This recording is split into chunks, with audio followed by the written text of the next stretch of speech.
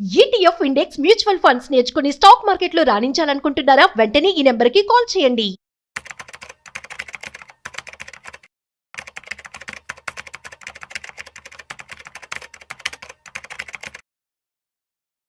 నమస్తే, welcome back to Suman TV. Present మనతో పాటు ఉన్నారు స్టాక్ మార్కెట్ అనలిస్ట్ సుందరామరెడ్డి గారు. నమస్తే సార్. నమస్తే అమ్మా. Sir, wealth creation mind set అంటారు కదా, మామూలుగా ఒకళ్ళు రిచ్ అవ్వాలి అంటే హ్యాబిట్స్ ఏం ఉండాలంటారు? అసలు క్రియేషన్, వెల్త్ క్రియేషన్ అంటే మన సంపాదన అనేది మన మైండ్ సెట్ ఎలా అనుగుణంగా ఉండాలి అంటే ఏం చెప్తారు? బేసికల్గా మనిషికి డిజైర్స్కి, నీడ్స్కి, నెసెసరీస్కి ఇటు మధ్య మధ్య డిఫరెన్స్ ఎప్పుడు నడుస్తూనే ఉంటుంది.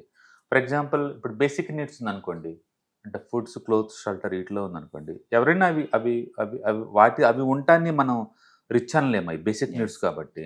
బట్ అదే టైంలో నేను టూర్కి వెళ్దాం అనుకుంటున్నాను, ఒక మూవీకి వెళ్దాం అనుకుంటున్నాము, అవి డిజైర్స్, అవి కంపల్సరీ ఏం కాదు కదా. అందుకని ఏటిని నువ్వు కంట్రోల్ చేసుకోవాలి, ఏటిని కంట్రోల్ చేసుకోవాలో మన క్లారిటీ ఉండాలి. ఇప్పుడు ఎగ్జాంపుల్, ఒక చిన్న హ్యాబిట్ నువ్వు కంట్రోల్ చేసుకుంటే ఏం జరుగుతుందో చూద్దామండి. నేను ఇప్పుడు మారుతి చెప్తున్నాను ఎగ్జాంపుల్ కింద. అండ్ 2003లో కనుక మారుతి కారు, అప్పట్లో మారుతి 800 కారు కనుక మనం చూసుకుంటే ఆల్మోస్ట్ దాని రేటు 2,10,000 ఉంది అప్పట్లో. ఏది 2003లో కనుక అప్పుడు కనుక తీసుకుంటే, ఒకవేళ అది 2,10,000 నీ చేతిలో క్యాష్ ఉంది, ఒకళ్ళు మారుతి తీసుకున్నారు, Maruti car full comfort, next 20 years కారులో ఫ్యామిలీని అటు ఇటు తిప్పుకోవచ్చు, ఎంజాయ్ చేసుకోవచ్చు. రెండో అతను కూడా చేతిలో 2.1 crore ఉందనుకుంటా, 2.1 lakh చేతిలో ఉందనుకుందాం.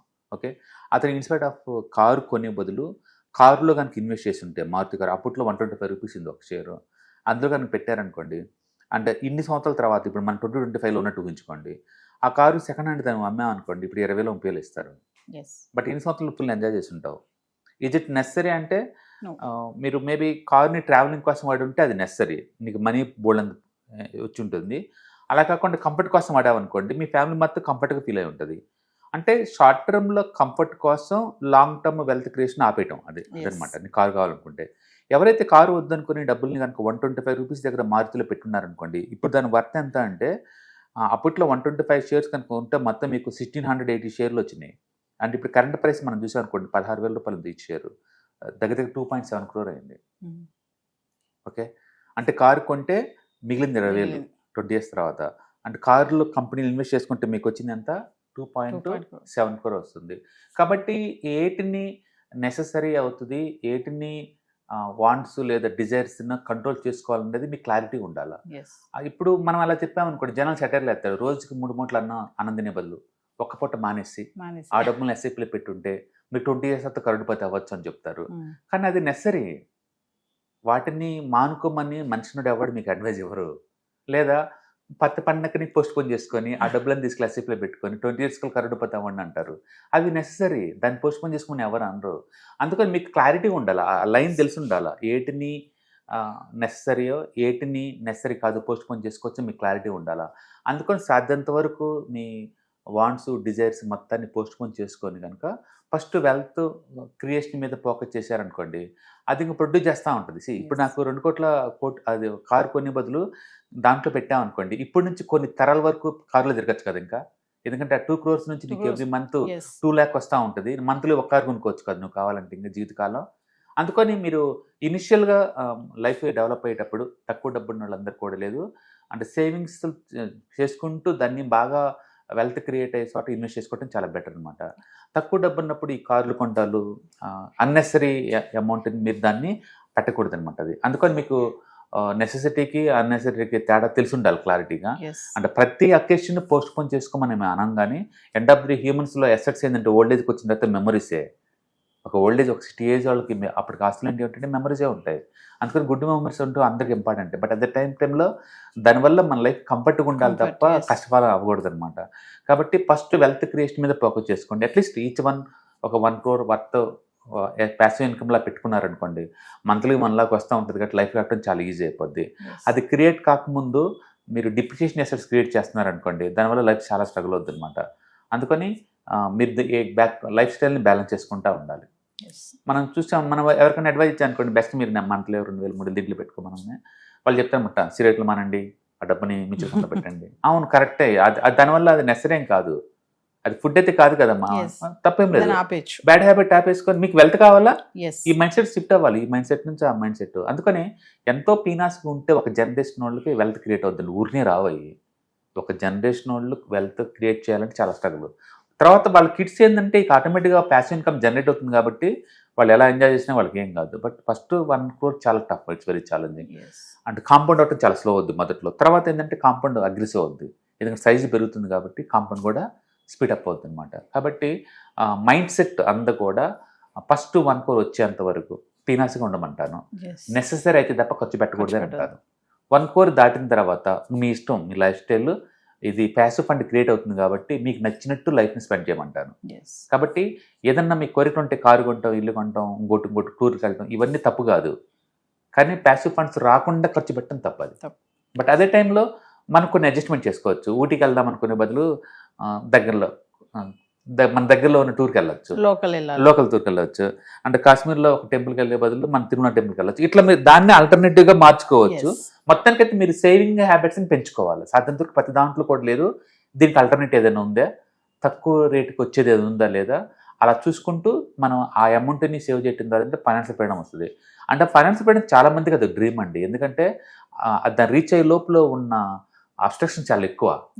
మీరు డిస్ట్రాక్ట్ అవుతారు ఈజీగా. అకేషన్స్ వస్తుంటే ఇంట్లో వాళ్ళకి మ్యారేజెస్, ఫంక్షన్స్ అని, హెల్త్ ప్రాబ్లమ్స్ అని వస్తూ ఉంటాయి. అది రీచ్ అవటం అంత ఈజీ కాదు, మధ్యలోనే డిస్ట్రాక్షన్ అవుతూ ఉంటాం. అందుకనే 1 crore సంపాదించడం చాలా టఫ్. ఒకసారి వచ్చిన తర్వాత మనీ కాంపౌండ్ అవటం చాలా ఈజీ. ఇన్కమ్ కూడా మనము డిఫరెంట్ సోర్సెస్ లో పెట్టుకోవాలంటారా సార్? మరి ఇంట్లో ఎంతమంది ఇన్కమ్ సోర్స్ ఉంటే మనకు అంత బెటర్ కదా. ఇంట్లో ఒకళ్ళే వర్క్ చేసే బదులు 2-3 వర్క్ చేస్తుంటే డిఫరెంట్ వేలో వస్తుంటుంది. ఖాళీ కూర్చుంటే ఏమైందంటే అది డెవిల్ వర్క్ షాప్ అవుతుంది ఆ ఖాళీ కూర్చుని కాడి నుంచి. అదే మీరు వర్క్ చేస్తున్నారనుకోండి, మీకు అర్థమైంది కమ్యూనికేషను, కష్టపడటం ఏంటి, రానుబోను ఆ స్ట్రగులింగ్, వేరే వాళ్ళకి ఏం జరుగుతుంది ఇక్కడ, మీలో ప్రొడక్టివిటీ డెవలప్ అవుద్ది. వర్క్ చేయటం అనేది డబ్బు కోసం ఒక్కటే కాదు, అంతకు మించి మైండ్ సెట్ డెవలప్మెంట్ కోసం, కమ్యూనికేషన్ డెవలప్మెంట్ కోసం, ఓవరాల్ డెవలప్మెంట్ కోసం, సొసైటీ కనెక్టివిటీ కోసం, వీటి వల్ల మీరు వర్క్ చేస్తారు. అది డబ్బని కాదు. ఆ వర్క్ అనేది నీకు ఇష్టమైన వర్క్ అయి ఉండొచ్చు, వేరే వర్క్ అయి ఉండొచ్చు, అది దట్ ఈస్ డిఫరెంట్ థింగ్.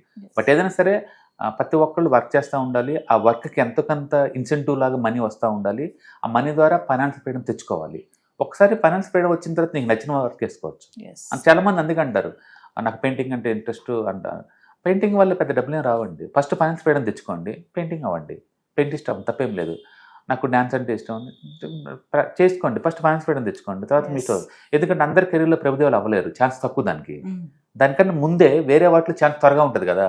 ఆ త్వరగా వచ్చే వాటిలో మీరు కష్టపడి అండ్ ఫైనాన్స్ ఫ్రీడమ్ తెచ్చుకొని ఇంకా తర్వాత మీ ఇష్టం, రెస్ట్ ఆఫ్ ది లైఫ్ మీ ఇష్టం అనమాట. అట్లా ఫాస్ట్గా మనీ మేక్ ఎక్కడైతే చేయగలుగుతారో అక్కడ చేయండి. తర్వాత ఫైనాన్స్ ఫ్రీడమ్ తెచ్చుకొని ఏమైనా చేయొచ్చు. ఏదైనా కానీ వెల్త్ క్రియేషన్ మైండ్ సెట్ అనేది అప్రిషియేషన్ ఎసెట్స్ మీద ఫోకస్ చేసుకుంటూ పోవాలి స్టార్టింగ్ కెరియర్లో. అంటే డిప్రిషియేషన్ ఎసెట్స్ మీద ఫోకస్ చేయకూడదు, ఎందుకంటే అది వెల్త్ తగ్గిస్తుంది కాబట్టి. ఓకే, ఫ్యామిలీ మొత్తం ఒక గ్రూప్ లాగా డిస్కస్ చేసుకుంటూ మన వెల్త్ ఎలా క్రియేట్ అవుతుందో ఫోకస్ చేసుకోవాలి. అన్ఫార్చునేట్లీ సొసైటీలో ఏమొద్దంటే మేలంగానే కొంచెం ఈగో ఇష్యూస్ ఉంటాయి, డిస్కస్ చేయడం ఫ్యామిలీతోటి. అందుకని ఫ్యామిలీకి వాళ్ళకి మధ్య గ్యాప్ వస్తుంది. అండ్ అతను ఏం చేస్తున్నాడు, ఫ్యామిలీ చెప్పడు. నిజం చెప్పండి, అతను కూడా ఫ్యామిలీ కోసం కష్టపడుతుంటాడు కానీ చెప్పడు. చెప్పేసి అక్కడ గ్యాప్ వస్తుంది అనమాట. వీళ్ళు ఏదో శారీ అడుగుతారు, ఏం ఖర్చు దండగా అంటాడు, ఎక్స్ప్లెయిన్ చేయడు. ఇలా ఫండ్ క్రియేట్ చేస్తున్నా మన ఫ్యామిలీ కోసం, ఇది తర్వాత ఎంజాయ్ చేయడం కోసం ప్రస్తుతానికి పోస్ట్పోన్ చేసుకుని చెప్పడు. బట్ ఆ ఈగో ఇష్యూస్ పక్కన పెట్టేసి ఫ్యామిలీతో గుడ్ బ్యాడ్ వరస్ట్ డిస్కస్ చేయడం ద్వారా ఏంటంటే కమ్యూనికేషన్ గ్యాప్ ఉండదు. ఫ్యామిలీ మొత్తం ఒక యూనిట్లా కష్టపడితే అది రీచ్ అవడం చాలా ఈజీ అనమాట. అందుకని మీరు ఏదైనా మ్యూచువల్ ఫండ్స్ ఇలాంటిది ఇన్వెస్ట్ చేసేటప్పుడు ఫ్యామిలీ మొత్తాన్ని డిస్కస్ చేసేసి చెప్తే దాన్ని ట్రాక్ చేయడం ఈజీ అవుతుంది, వాళ్ళకి ఎక్స్పీరియన్స్ కౌంట్ అవుతుంది, అందరు కాంట్రిబ్యూట్ చేస్తారు. అంటే end of the day money పెరిగే కొద్దీ వచ్చే ఆ కాన్ఫిడెన్స్ వేరే లెవెల్లో ఉంటుంది. చేతిలో 10 లక్షలు ఉన్నప్పుడు వచ్చే ఆ కాన్ఫిడెన్స్, కంఫర్ట్ వేరే అనమాట. లేనప్పుడు భయం ఉండాల్సి వస్తుంది అనమాట. అందుకని ఆ మైండ్ సెట్ అనేది డెవలప్ అవ్వడం చాలా ఇంపార్టెంట్. ఇట్స్ యాటిట్యూడ్ అనమాట, it's one type of attitude. కాబట్టి వెల్త్ క్రియేషన్ యాటిట్యూడ్ మీకు డెవలప్ అవ్వాలి అంటే లేదు, అంటే ప్యాసివ్ ఇన్కమ్ జనరేట్ చేయాలంటే బాగా డీప్ డిజైర్ ఉండాలి అండ్ బిగించేసి ఉండాలి ఆల్రెడీ. ఇవాళ రేపట్లో ఎక్కడైనా స్టార్ట్ చేయొచ్చు, అది 100, 200, 300 ఇవన్నీ కాదు. బ్యాడ్ హ్యాబిట్స్ ఏదైనా ఉంటే వాటిని తగ్గించుకోవటం, అంటే గుడ్ హ్యాబిట్స్ ఉన్నా సరే ఆల్టర్నేటివ్గా ఏదైనా తక్కువ రేటుకి వస్తున్న వాటికి షిఫ్ట్ అవ్వటం, ఇవి చాలా ఇంపార్టెంట్. దానివల్ల లాంగ్ లాస్టింగ్ ఏంటంటే మనం వెల్త్ క్రియేట్ చేసుకోవచ్చు. ఒక్కసారి ఫైనాన్షియల్ ఫ్రీడమ్ వస్తే ఎన్ని సెకండరీ ఇవన్నీ చిన్న అమౌంట్లు అన్నీ లేదు, నథింగ్ వాళ్ళకి. Thank you sir. అక్టోబర్ 12వ తారీఖు మీకు దగ్గరలోని సిటీకి వస్తున్నాం. వైజాగ్, తిరుపతి అండ్ నెల్లూరు ఈ 3 సిటీస్‌లో ప్లాన్ చేస్తున్నాం. సో మీరు ఎవరైనా సరే స్టాక్ మార్కెట్ మీద passive income as well as active income గనుక ETFs, index funds and mutual funds ద్వారా ఎర్న్ చేద్దాం అనుకుంటే ఇది మంచి అవకాశం.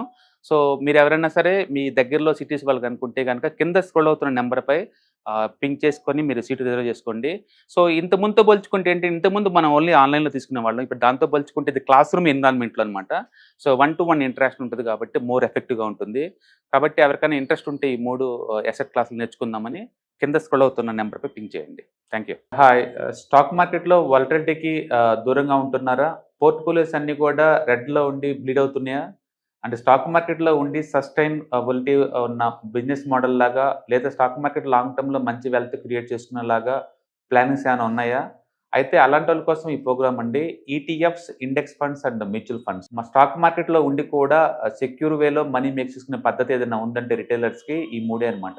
దీంట్లో కాంప్రహెన్సివ్‌గా మీకు ట్రైనింగ్ అండ్ గైడెన్స్ దొరుకుతుంది. అండ్ వీకెండ్స్‌లో జరిగే ఈ ప్రోగ్రామ్‌లో అటెండ్ అవ్వడం ద్వారా ETFs, index funds and mutual ఫండ్స్‌లో మీ నాలెడ్జ్ పెంచుకోండి. మీ పోర్ట్‌ఫోలియో మీరే మెయింటైన్ చేయడం ద్వారా ఇయర్లీ యావరేజ్ మీద 20-30% మనీ మేక్ చేసుకోండి. All the best. Thank you.